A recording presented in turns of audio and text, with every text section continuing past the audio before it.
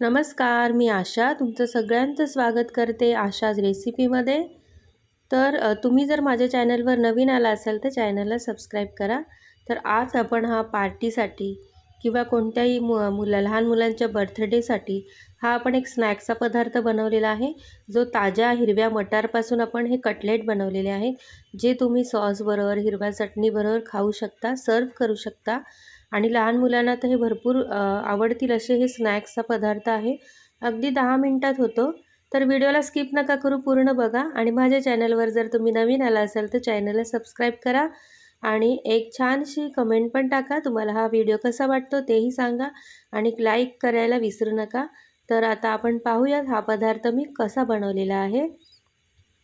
तर सर्वात प्रथम आधी आपल्याला एक पॅन घ्यायचा आहे आणि हे डाळवं आहे, हे चण्याचे जी डाळ असते भाजलेली, ते डाळवं घेतलेले आहे मी 1 वाटी।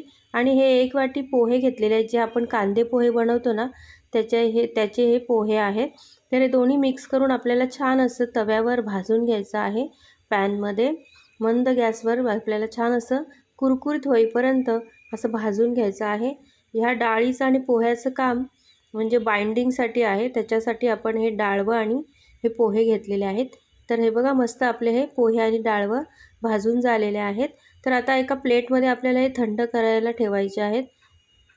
आता हे थंड होतंय डिशमध्ये, ते बघा असं छान असं पसरवून ठेवायचं, म्हणजे ते असं ओलसर नाही झाले पाहिजे, छान असे कुरकुरीतच राहिले पाहिजे। तर आता हे थंड होतंय तोपर्यंत आपण एका पॅनमध्ये तेल घेतलेलं आहे। तेलमध्ये आपण 1 चमचा जिरं टाकलेलं आहे आणि आता जिरं चांगलं फुललं की लगेच आपल्याला हे लसूण घेतलेले आहे मी 7 ते 8 पाकळ्या लसणाच्या घेतलेल्या आहेत। आणि मग ह्या 4 मिरच्या आहेत, त्या हाताने जशा तोडून टाकायच्या, अख्ख्या टाकल्या ना तर त्या तेलामध्ये उडतील, त्याच्याकरता मी ह्या तुकडेच केलेले आहेत हाताने। आणि आता हे छान असे आपण परतवून घेणार आहोत लसूण आणि मिरची। आणि हा 1 कप मी मटार घेतलेला आहे, हिरवा ताजा मस्त कोवळा मटार आहे। तर हे बघा 1 कप पूर्ण मोजून घेतलेला आहे मी। आता हे छान असे सगळे जिन्नस आपण मस्तपैकी या तेलामध्ये परतवून घेणार आहोत, म्हणजे जो वाटाण्याला थोडासा उग्रवास असतो ना, तो आपल्याला म्हणजे घालवायचा आहे। त्याकरता आपण छान असे हे तेलामध्ये मस्त परतून घेत आहोत आणि थोडेसे मटार आपले हे शिजले पण जातील।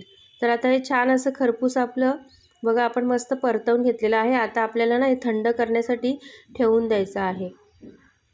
तर हे आपण गॅस बंद केला, आता हे थंड करायला ठेवून देऊया।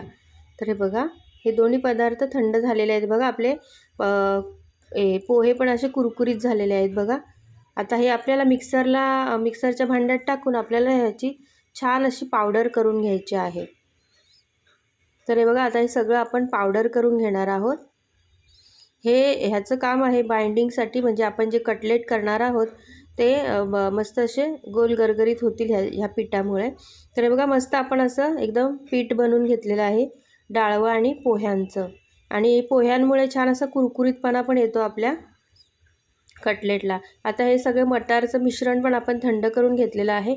आता तेही त्याच मिक्सरच्या भांड्यामध्ये आपण छान याची पेस्ट करून घेणार आहोत। तर हे बघा, मस्त अशी आता पेस्ट करून घेऊ। आणि हे बघा, थोडी अशी कोथिंबीर पण टाकलेली आहे, छान असा हिरवा रंग येतो कोथिंबीरने, कोथिंबीर वापरा भरपूर अशी।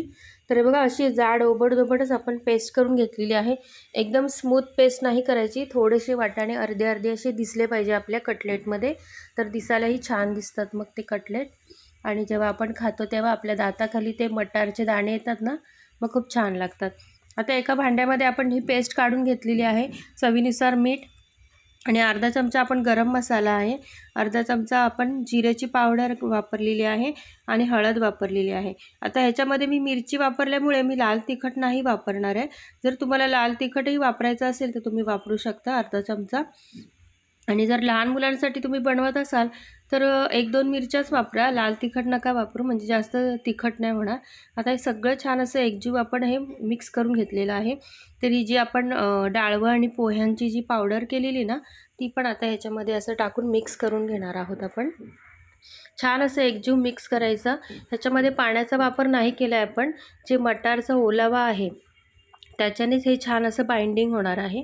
तर हे छान मिक्स झाल्यावर बघा, आम्ही हा एक उकडलेला बटाटा घेतलेला, त्याला छान असं किसून घ्यायचं आहे। असं मॅश नाही करायचं, तर किसूनच घ्यायचं आहे बटाट्याला. आणि बटाट्यामुळे पण आपल्या जे कटलेट आहे त्याला छान असा क्रिस्पीनेस येणार आहे मस्तपैकी.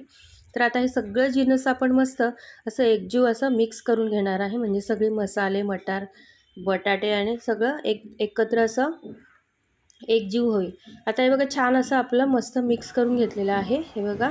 तर आता ह्याचे आपण आता कटलेट बनवून घेणार आहोत, म्हणजे गोल गोल आकाराचे असे गोल शेप देणार आहोत आपण. जर तुमच्याकडे कटर असेल ना, जे वेगवेगळ्या शेपचे असतात, हार्ट शेपचे, स्टारचे, गोलचे, ते तुम्ही तो शेप देऊ शकता. तर लहान मुलांना छान वाटेल ते बघायला. तर मी हे गोल असे शेप दिलेले आहेत बघा. आता हे सगळे मी करून घेत आहे असे. हे बघा आपले मस्त अशी 4-5 मी असे बनवून घेतलेले आहेत. एकदम सोप्या पद्धतीने 10 मिनिटात होणारी ही रेसिपी आहे, तुम्ही नक्की बघा.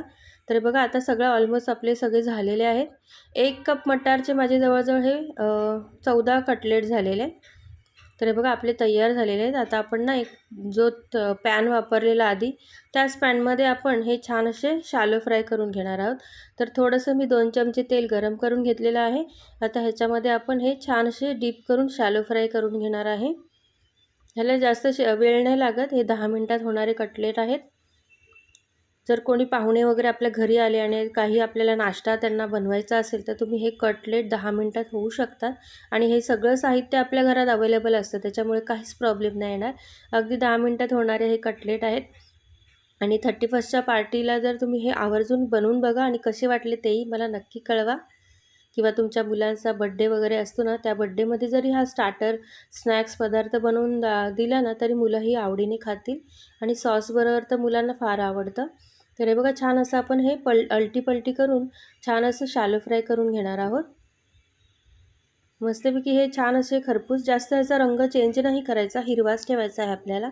म्हणून जास्त आपल्याला फ्राय करायचं नाही आहे, कारण आपल्याला सगळे जिन्नस आहे ते शिजलेलेच आहेत ऑलमोस्ट, है ना.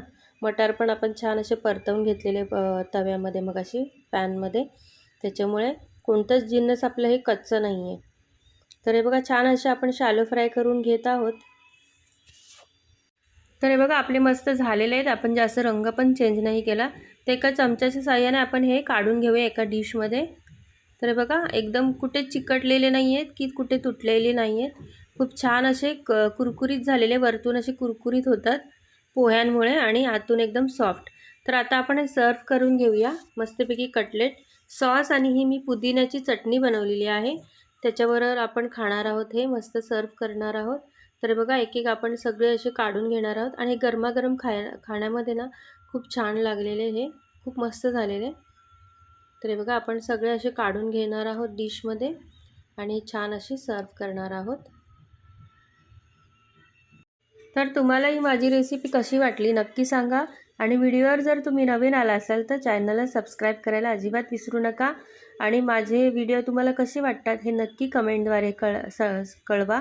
आणि ही रेसिपी तुम्हाला कशी वाटली आहे कटलेटची, हे नक्की एक लाईक करून मला सांगा. आणि जर तुम्हाला माझ्या रेसिपी कशा वाटतात ते पण नक्की कळवा. आणि आता आपण पुन्हा एकदा एका नव्या रेसिपीबरोबर भेटणार आहोत. तुम्हाला सगळ्यांचे खूप खूप धन्यवाद. तुम्हाला आजचा दिवस खूप शुभ जावो ही स्वामीचरणी प्रार्थना.